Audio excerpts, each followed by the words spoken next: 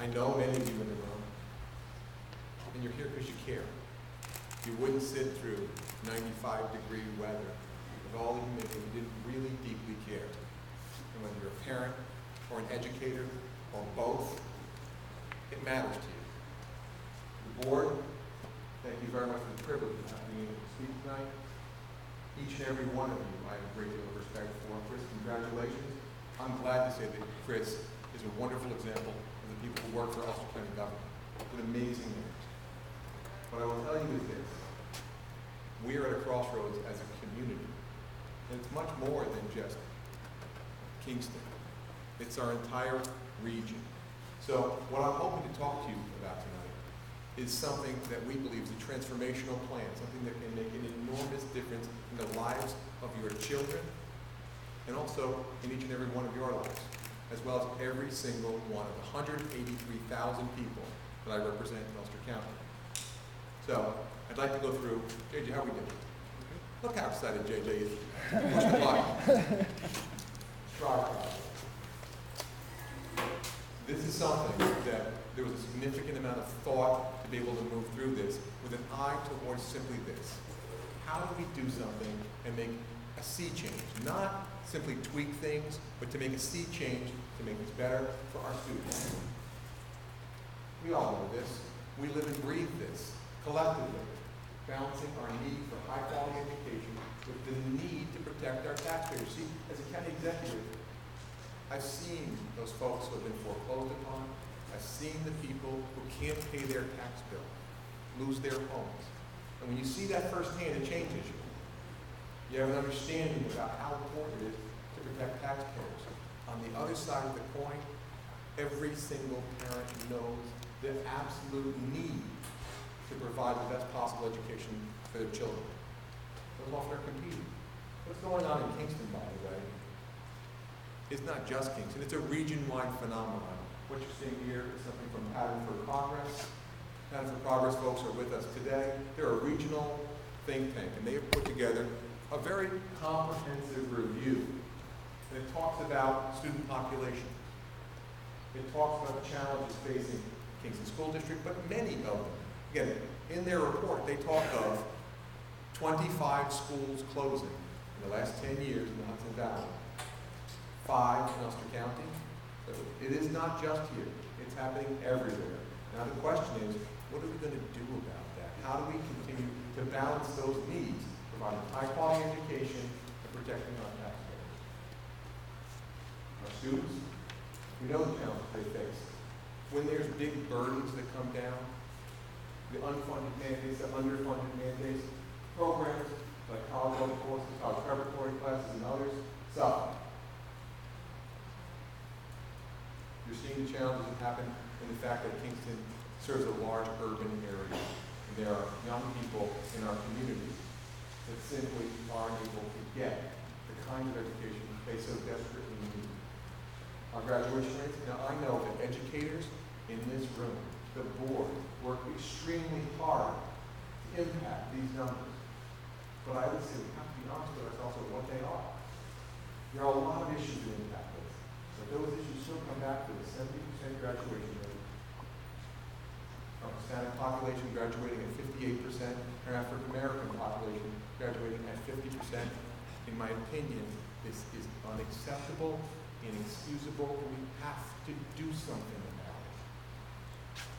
It takes us to a place none of us wants to go if this is the kind of stuff that continues. This is something that each and every one of you already knows. Education pays. It goes at the bottom from less than a high school diploma all the way to the top where a doctoral degree is involved. On the right-hand side, you'll see the increase in weekly median income. Obviously, someone with more education is much more likely to make more money.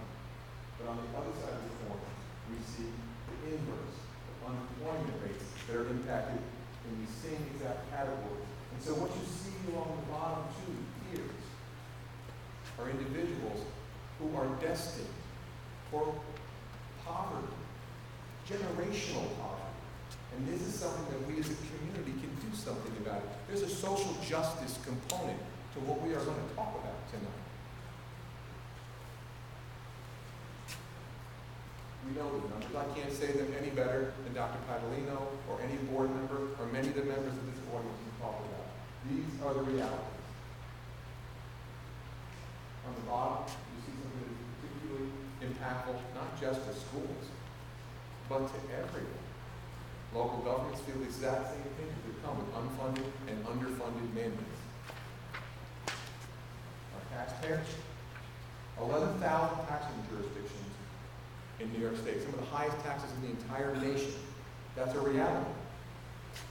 The middle point, I think, was the one that troubles me the most. Individuals in our community who simply don't believe that they're getting a value for their tax dollars. That's hugely problematic. Along the top, what you see is something you know extremely well. These are the individuals we're trying to help in this balancing act. Students and our taxpayers. Everything along the bottom, whether it be the school district, our community college, the city of Kingston government, or the county government, we serve those people at the top. I never forget, I have 183,000 bosses. My job is to work for you, each and every one of you, and do the best job I possibly can in the process. SUNY's problems? Very simple. Their business model is broken. The same population decreases that are happening to the school districts are happening to them. Now, there's been a spike in re-education because of the recession, and so that's been masked a little bit. But there is a reality. That is happening to them as well. And we're seeing it happen in some of the more rural counties. And so there's something that we can do something about it. They absolutely need a campus that is education specific. Top one, that equals 20% of the assessed value in the city of Kingston off the tax rolls. That leaves everybody else to pay a disproportionate share of the tax burden. We all already know many people have either walk or have public transportation as their only, not just their primary, their only source of transportation. And I'll tell you the one that I found particularly troubling. And that was the bottom of the last point. 59% of Kingston residents over the age of 25 do not have a college degree. We've seen previously what that leads to and how problematic that can be from a society's perspective. You don't need me to tell you my woes. As an executive, people know these are the problems. Unfunded mandates, we get that. But more importantly than that, the reality is the county over time just simply bought buildings when they needed it, bought another building when they needed it, bought another building. No overall vision for what was needed and how to do it in the most efficient manner. STRIVE stands for, again, shared taxpayer relief through innovative visions in education. What is the STRIVE project? This is going to prove that I went to English class right here. A transformative, multifaceted plan that creates an educational corridor in the center of Kingston, greatly improving access to higher education. Additionally, by centralizing multiple county departments, this coordinated plan provides enhanced delivery of health and human services. That's people. That's taking care of the people in our community. The STRIVE project, this is a very exciting number, will save our collective taxpayers $21.6 million over the next decade. Better educational opportunities for less money. The thing that we were talking about from the very beginning, that balance. These are the mechanics of it all. Out on Albany Avenue, there's the Business Resource Center. That is where the satellite campus for SUNY Ulster currently exists. We're talking about picking that satellite campus up and relocating it into the building that now houses Sophie Finn Elementary. Creating an educational corridor right in the heart of Kingston, where our young people who walk to school can walk to college. We are very excited about what that means.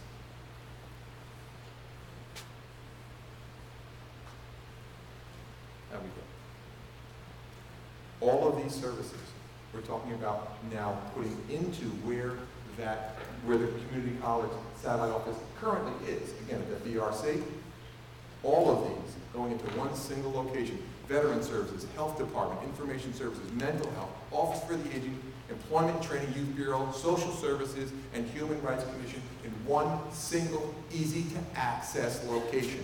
It will become the hub for health and human services in Ulster County. This consolidation allows us to sell 300 Flatbush Avenue. For those of you who don't know, it's that corner parcel, by the way. It's 14 acres. 14 acres of commercial property within the city of Kingston that's not on the tax rolls right now with city water and sewer for development. It also, again, helps taxpayers throughout our county. So whether you are in the city of Kingston or you're at the far reaches of our county, this will benefit you.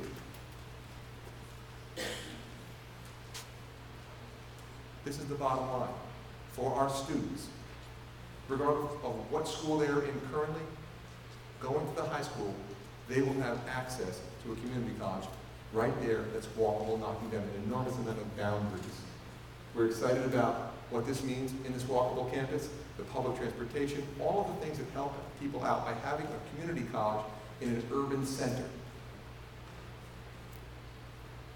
This is where it is. And by the way, it's one of the highest places in all of the city of Kingston. It has an enormously beautiful view from where this is located. We'll be putting in parking lots, we'll be retrofitting this building, and we'll be creating opportunities for people because you can see, and what you'll see is Benedictine and Kingston Hospital there. We're all in this community. We read the paper. We hear about the danger, the instability. This is bringing stability where there now is instability. For SUNY Ulster, that opportunity to garner a larger percentage of our students to be able to go to get a great education. If you haven't been to the graduation ceremonies at SUNY Ulster, it will move you to tears. You see families for the first time getting a college education, changing their lives, taking a step up on the rung. It's a great experience, and I encourage everyone, if you haven't, please go. And they get a wonderful education and the most cost-effective way of educating our children possible. The big thing to me, by the way, go back to JJ, the middle. There's a mission for a community college. It isn't to be a pastoral, beautiful, educational opportunity for some of the people in our community. If you can drive there, it's not about that. It's about providing educational opportunity for everyone. That's the core mission of a community college. And this helps us meet that core mission.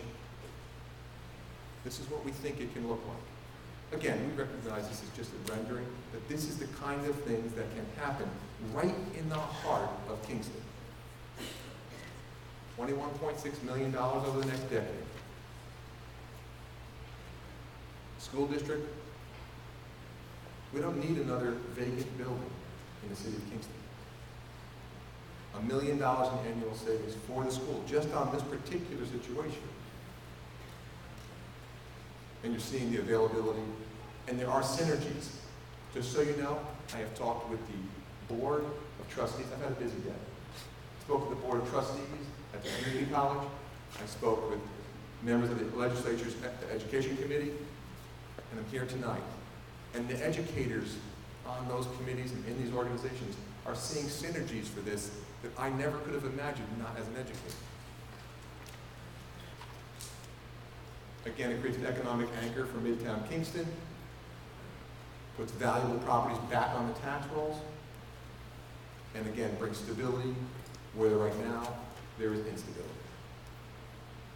This is the part that always gets it, where I start to realize this is the serious part. How much is it going to cost? Okay, we like it's a great idea, it's lovely ideas, all those things. How much is it going to cost? I never like when people beat around the bush. $4.47 million. That's what it's going to cost to retrofit this building to be able to house a community college. The next question, obviously, is how we're going to pay for it. It's a lot of money. I spoke to the Dyson Foundation, a wonderful philanthropic organization who understands the social justice component, the exciting part of being able to do and break down the boundaries between government, the schools, and our community college. And they have dedicated $500,000 towards this project.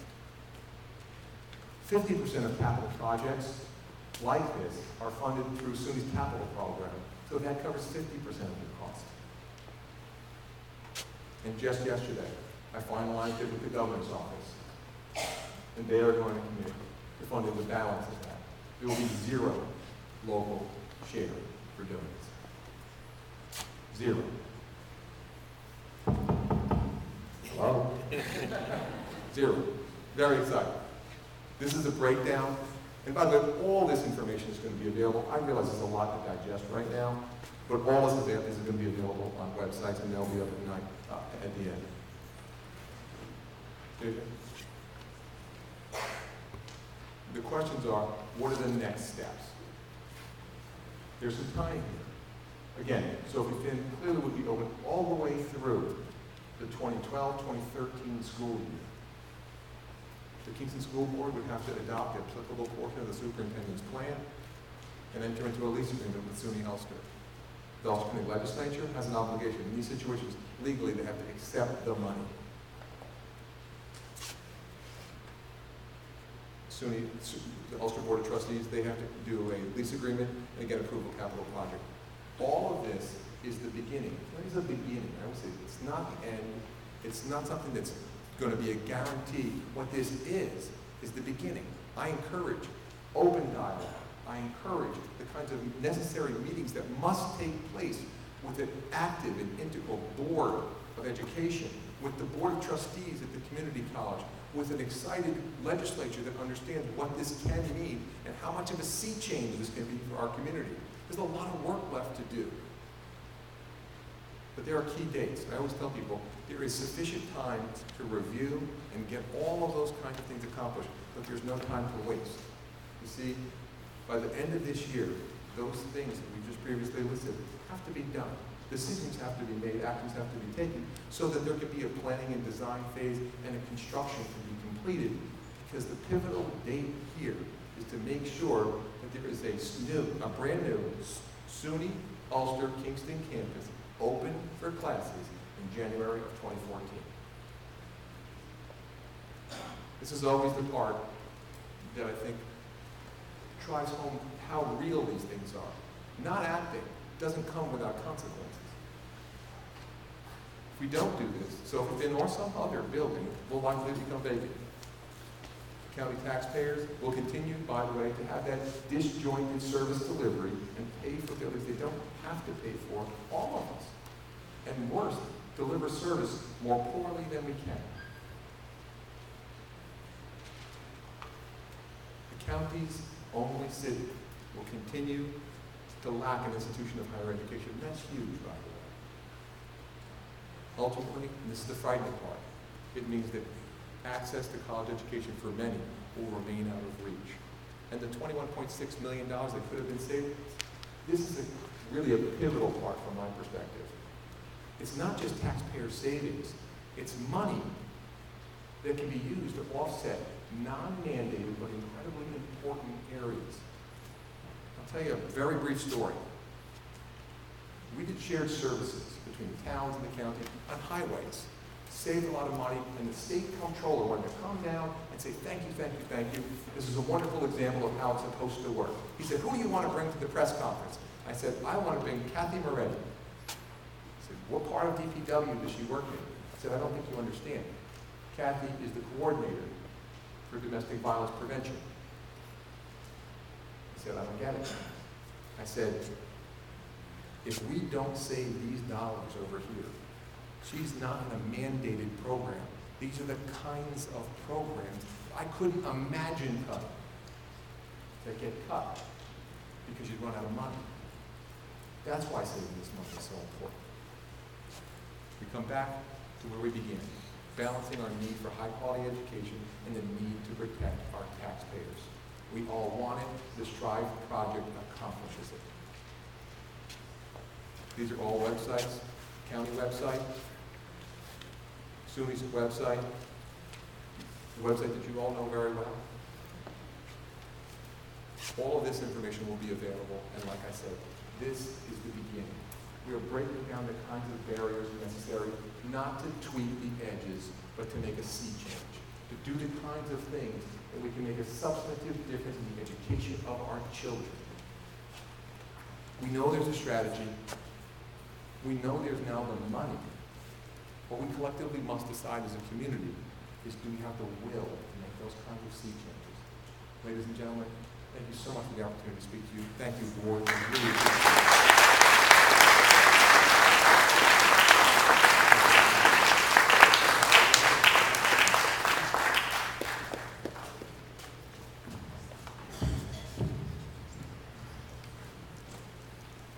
Can I get everybody ice cream?